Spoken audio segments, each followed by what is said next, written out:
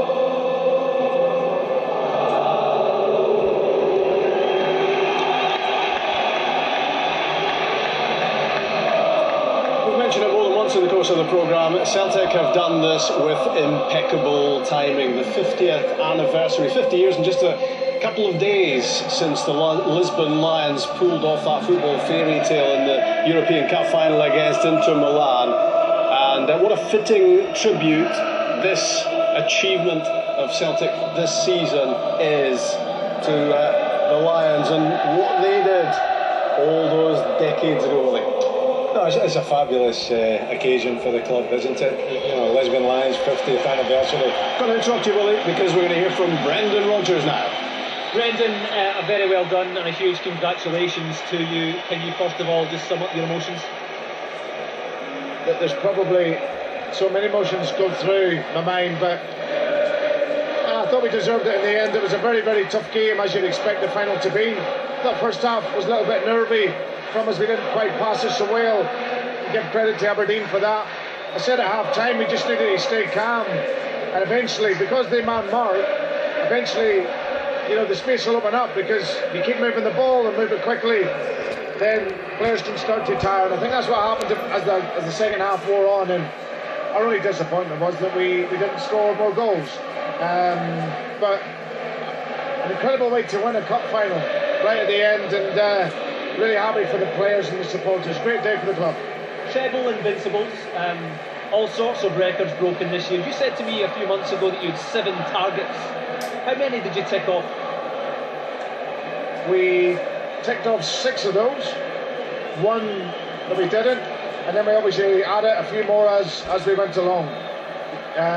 Obviously to ensure that the impetus with the players can continue. So, but now listen, it's been a dream. You could never have sat down in any manager coming in at the beginning of the season and write down what we would have done. But I said to the players just before they went out that this is a game where you want them to write about it afterwards, but you have to make it. You have to make history. It doesn't just happen. And the players went out and did that, and I thought second half in particular they were brilliant.